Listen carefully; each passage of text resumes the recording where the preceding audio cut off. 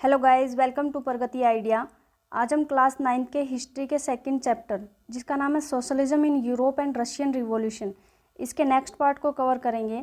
इससे पहले के वीडियो लेक्चर में हमने पढ़ा था कि यूरोप में यानी कि सोशलिज्म किस तरह से एक्सपेंड होता है। उसके बाद ये देखा था कि रशिया में किस तरह का बैकग्राउंड था रिवॉल्यूशन आने के लिए, कि कैसा पॉलिटिकल, इकोनॉमिकल और सोसाइटी यानी सोशली जो सर्कमस्टांसेस रहे होंगे जिसकी वजह से रशिया में रिवॉल्यूशन आई। आज के पार्ट में हम कहते हैं कि सोशलिज्म रशिया, ये हमारा 2.3 पार्ट है। इसमें देखते हैं कि क्या हुआ था।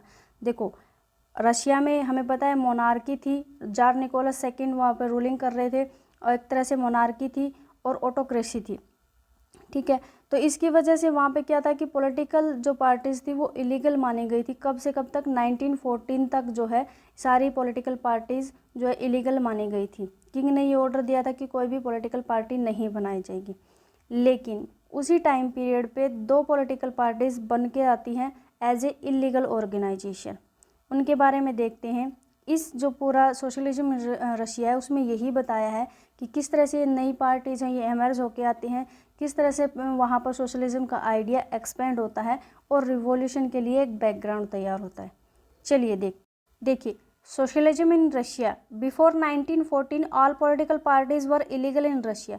1914 से तक जो है पॉलिटिकल पार्टीज इलीगल थी। मैंने बताया कि वहाँ पर किंग जार निकोलस थे और उन्होंने मोनार्की एस्टैब्लिश की हुई थी। लेकिन फर्स्ट टाइम इन 1898 में रशिया सोशलिस्ट डेमोक्रेट्स वर्कर्स या लेबर्स पार्टी जो है वो फाउंडेड होती है, वो फॉर्म बनाई जाती है। कब? 1898 में।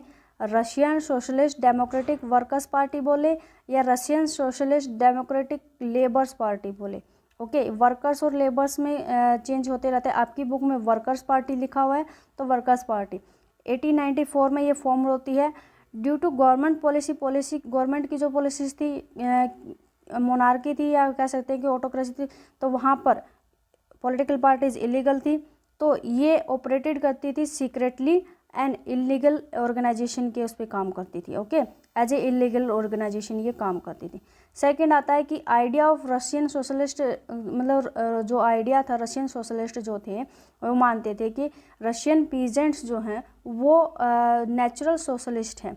उसके पीछे रीज़न क्या था कि वो मानते थे कि क्योंकि उनका जो their custom of dividing land periodically, कि वो पूरी ज़मीन को जो है पीरियोडिकली डिवाइड करते थे, यानी कि एक कम्यून के उसमें दे देते थे और अपनी नीड के अकॉर्डिंग जो है वो अपना इंडिविजुअल जो अपना प्रॉफिट लेता था, राइट।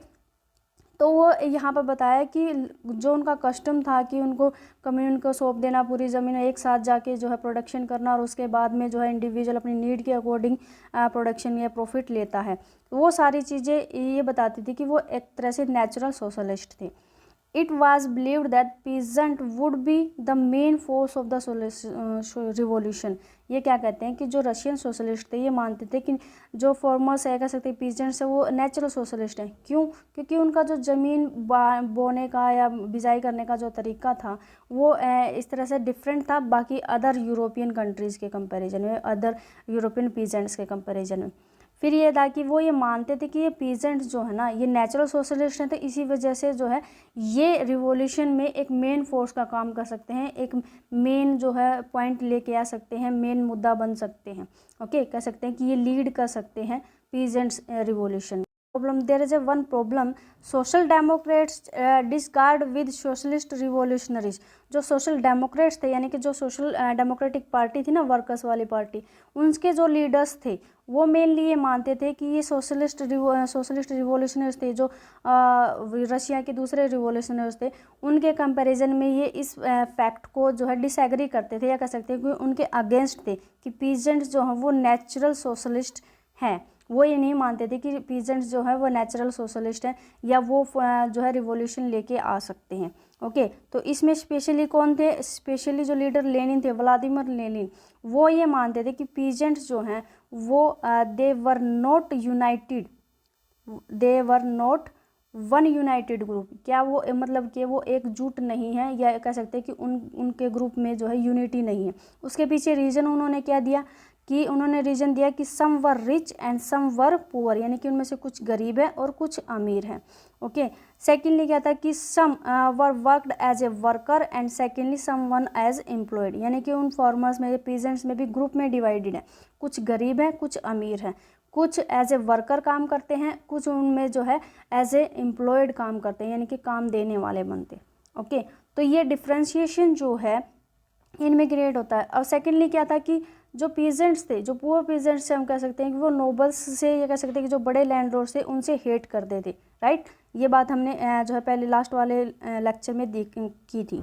तो ये कहता है कि so this differentiation with peasants did not allow to be a part of revolutionary movement. तो लेनिन क्या कहता है कि ये जो डिफ्रेंशिएशन है ना, इन दोनों के बीच में जो ये चेंज है, ये डिफरेंट है पुअर और अपर क्लास के बीच में, कह सकते हैं पुअर पीजेंट्स और अपर पीजेंट्स के बीच में।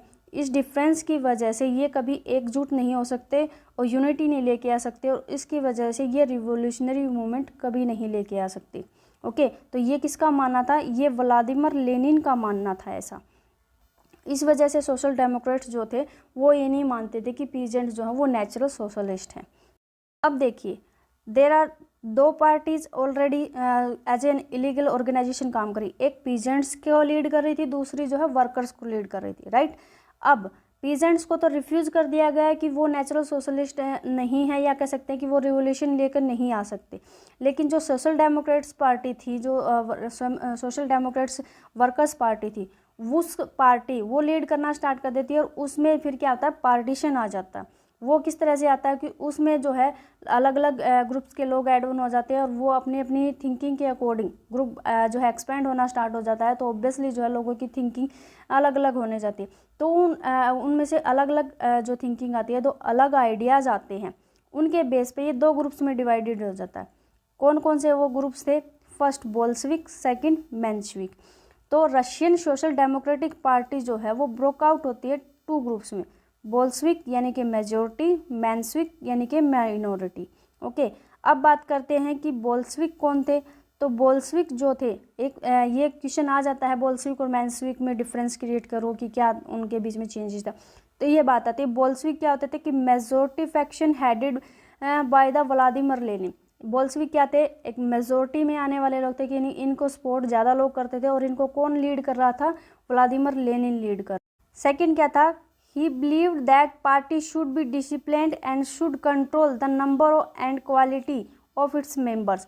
ये क्या कहता है कि जो व्लादिमीर लेनिन थे, इसकी थिंकिंग ये थी, कह सकते हैं कि इसका आइडिया ये था कि पार्टी जो है ना वो एक डिसिप्लिन मोड में होनी चाहिए, यानी कि अनुशासित होनी चाहिए। सेकंड जो है शुड कंट्रोल द नंबर, मतलब कि उसमें जो है पार्टी में जो मेंबर्स होते हैं उनकी संख्या भी और उनकी क्वालिटी भी मेंबर्स की, वो भी कंट्रोल्ड होनी चाहिए। यानी कैसे कहते हैं कि अनुशासित, एक कह सकते हैं कि लिमिटेड पार्टी होनी चाहिए, जिसमें जो है सिलेक्टेड पर्सन जो है चूज किए जाने चाहिए पार्टी के अंदर। ओके, सेकेंडली अब बात करें मेंशेविक की। मेंशेविक क्या होते थे? ये कहते हैं कि अनदर फ्रैक्शन, जो उस पार्टी के अनदर जो लोग बच गए थे, वो फ्रैक्शन जो है वो पार्टी हेडेड की थी। किसने की थी? आपकी बुक में इसका नाम नहीं दिया है, लेकिन जूलियस मार्टेव ये इसको लीड कर रहे थे। और इनका आइडिया क्या था? ये बिलीव करते थे that party should be open to all, जो पार्टी है वो हर किसी के लिए ओपन होनी चाहिए, हर किसी को इसमें ऐड ऑन करें। स्ट्रेंथ दिखेगी तो जो है राइवल्स जो हैं वो अपने आप दब जाएंगे। इनका ये मानना था कि हर किसी को जो है पार्टी में ऐड ऑन करना चाहिए, सबके लिए ओपन होनी चाहिए। एज इन जर्मनी, जैसे जर्मनी में चला हुआ था। ओके, तो देखो हमने पढ़ा था कि सोशलिज्म यूरोप में जो है आइडियाज़ फैला होते थे, जर्मनी, इटली, फ्रांस, इसमें रशिया, इन सारे जगह पे रिवॉल्यूशन स्टार्ट हो चुके थे। तो सबके अपने अलग अलग आइडियाज़ थे, और उस टाइम पे अलग अलग जो है रिवॉल्यूशनरीज सामने आ रहे थे। हमने मैजिनी का नाम पढ़ा था कि वो इटली से थे। तो इसी तरह से कहते हैं कि जर्मनी में जिस तरह से हर पार्टी में हर किसी को ऐड ऑन किया जा रहा है ना, उसी तरह से पार्टी जो है यहाँ पर रशिया में भी इस पार्टी के अंदर सबको ऐड ऑन किया जाना चाहिए। ये किसकी थिंकिंग थी? मेंशेविक्स की थिंकिंग थी। ओके, चलिए आज के लिए इतना ही करते हैं। नेक्स्ट क्लास में हम करेंगे ए ट्रिब्यूट टाइम द 1905 रिवॉल्यूशन, यानी कि एक ट्रिबुलेंट टाइम, यानी कि एक उथल पुथल का था, जिस टाइम पे ये कह सकते हैं कि रिवॉल्यूशन स्टार्ट की कंडीशंस जो थी वो चलती है यहाँ पर। उथल पुथल वाला टाइम 1905 की रिवॉल्यूशन। हालांकि इस रिवॉल्यूशन का जो है जिक्र नहीं आता है, कह सकते हैं कि हम इसको इतना याद नहीं करते। क्यों? क्योंकि ये एक तरह से फेलियर माना गया था। लेकिन कहें कि ये मेजर थी या कह सकते हैं कि मेन पॉइंट माना गया है। क्यों? जैसे अगर हम इंडिया के कॉन्टेक्स्ट में बात करें तो 1857 की जो रिवॉल्यूशन हमारे यहाँ पर हुई थी उसको हम कितना इम्पोर्टेंट मानते हैं, क्योंकि वहाँ से हमने स्टार्ट किया था रिवोल्ट करने के लिए, रिवॉल्यूशन करने के लिए, या नेशनल मूवमेंट जो है हमारी वहाँ से एक तरह से अंग्रेज़ों के खिलाफ स्टार्ट हुई थी। तो उसी तरह से ये 1905 वाली रिवॉल्यूशन जो है ये मोनार्की के अगेंस्ट एक तरह से फर्स्ट अटेम्प्ट था। ओके, चलिए ये करेंगे नेक्स्ट क्लास में।